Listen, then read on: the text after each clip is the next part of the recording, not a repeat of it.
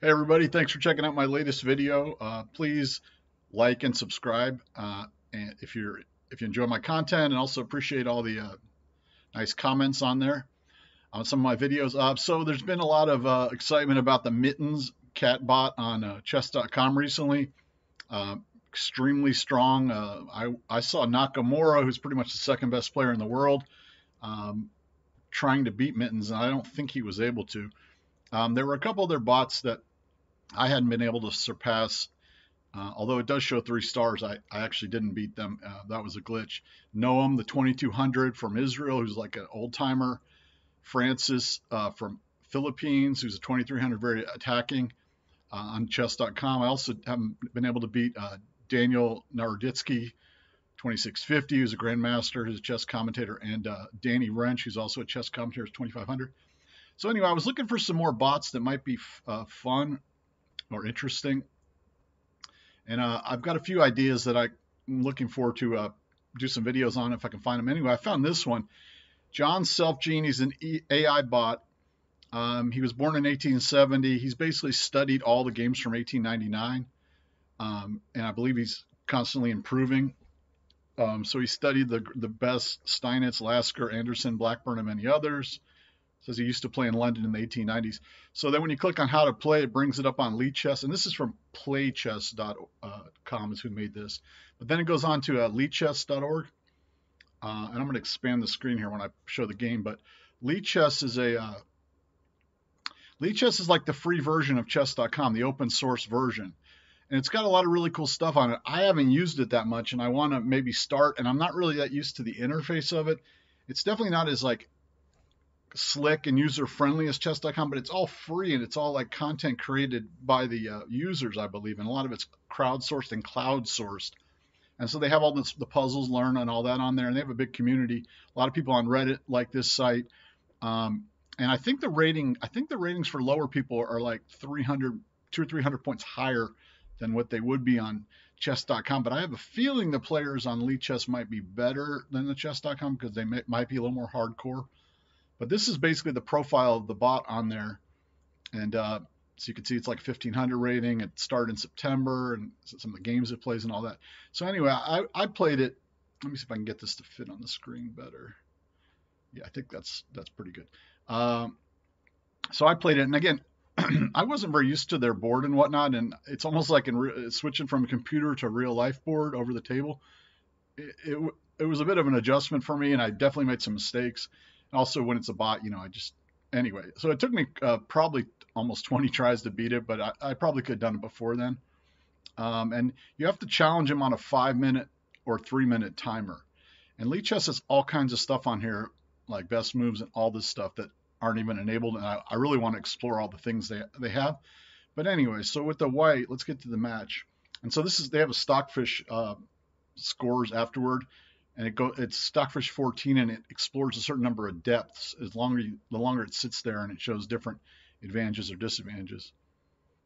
So started with the queen's pawn, which is what I've been doing, and I've basically been doing sort of a I don't want to mess it up because sometimes I lose the annotations on. I've been doing sort of the London system in general with the white, but I vary it up a little bit. So when they bring that pawn out, it's going to mess up your thing if you just do the normal.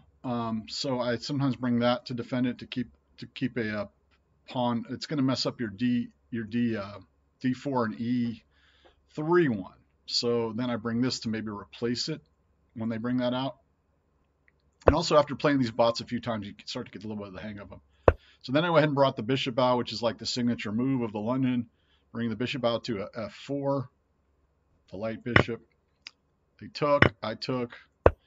They brought the queen over. Now this is probably the biggest headache in general with the London, at least among them when you play the bots. The early queen moves on this weak side, on the queen side, can cause issues and slow you down in your development, and just got to be careful. In this case, he went ahead and brought it straight up for a check. So I guarded with the knight off the back row, and those knights are connected. Again, if you bring your knight out, one of your knights to the normal square when it develops, like let's say, what is that, F3 or like c3. Then the other one to the middle, they're connected, and connected knights are much harder to get rid of. They brought down a knight. I brought up a pawn, trying to build my dark square pawn triangle, but it can't be completely built, obviously, on this because it's been messed up on that side. They brought out the bishop, double upping on your on the check. You got to be careful here, or just think it through. What I saw was we'll take to there and there, and he's not going to recapture. So I am covered. So I went ahead and brought the light bishop. With the light bishop in London, you usually want to go to e2 or d3, depending. Sometimes you might go here to pin. But this is probably the best one that I've seen, that I found in general. And usually in the London, you're fighting for this e5 and e4 squares. And you tend to have an advantage getting to the e5, sometimes to the e4 as well. And you'll get some good exchanges on that square often. So I went ahead and castled. They took the knight with the bishop, the dark bishop. I took back. So I got one of their bishops gone.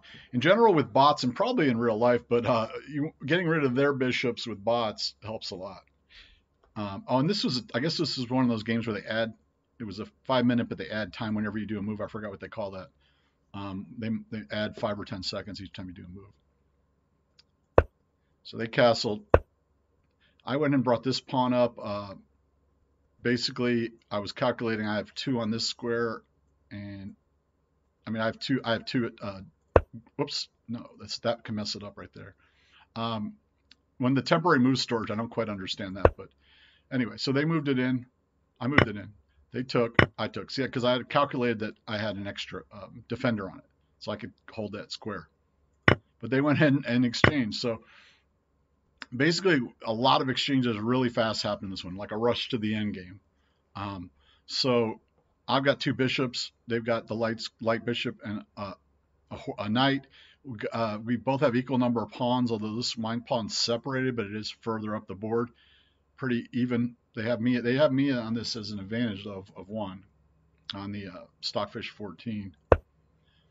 They brought back. Oh, and so in this game there were 2 big blunders. I made a huge one, and they made a huge one. That's basically what decided the game. And I saw this in the examination. So I brought up the pawn. Basically, it's going to cause that. Well, if they take, I take, and it can't be retaken, or it's going to cause that to move. They took, I took. So now I've got the light bishop right in a good spot there, protected by the queen. They brought out the dark bishop. I went ahead and exchanged again. So we're breaking down even more. And it does seem to like to get rid of the queen. So now its pawn is a little out there. But I've gotten rid of both their bishops. Okay, so this is my big blunder. I made one big blunder. I moved this pawn out, and I left this bishop hanging. I just missed it. And I was about to quit after this, but I said, well, let me just play on and see what happens. So the rook took that, and they're at like a +7 now. So yeah, they basically got a knight on me. Brought up the pawn to boot the rook. Moved the rook to the center.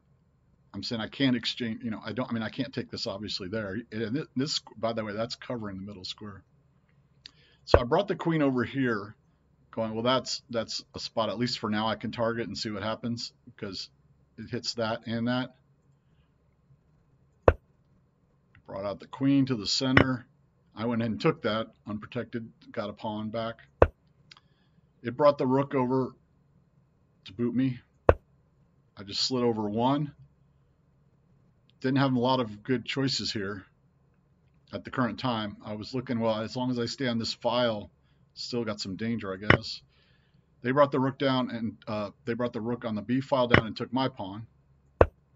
I put them in check because the queen can block it, but then I would decide what to do after that.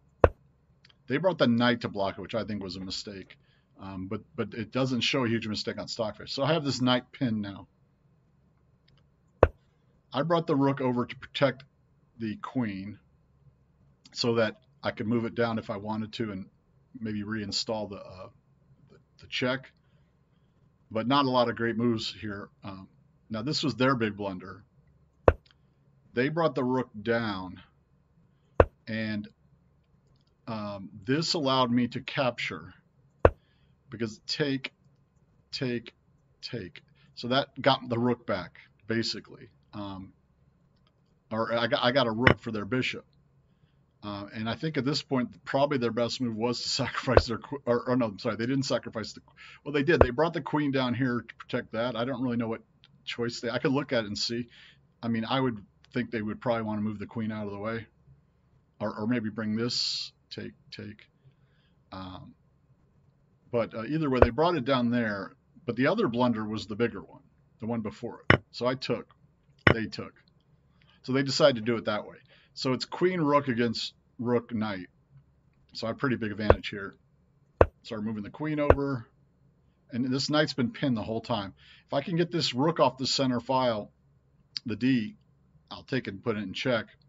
And then, you know, should be in hand. I brought the rook down, offering an exchange with my queen could capture. It didn't want to do that, put me in check. Brought it back up, and I did it. So it has a pawn, but I've got this. So then I took the knight, put it in check. Grabbed their other pawn. The king's bouncing around. This king was actually kind of tricky. So I went down and got a queen. Now this, I was trying to make sure I didn't stalemate and just be careful. And down here, it took up. I didn't think it would even survive this long, but it went all the way down. And then once I got it going, I just slowly took it down until I knew it was safe and beat it. 52 moves. So I beat what I want to say is the best, or a strong chess player from the 1800s. You know, I guess I'm assuming he had a handlebar mustache and probably a top hat and probably a pipe. And John Selfgene bites the dust. If I find any other interesting bots to play, I'll try to do those, or any other interesting stories. Again, thanks for liking my videos, commenting, and subscribing. It really helps me out. And thanks. Have a good one. Appreciate it.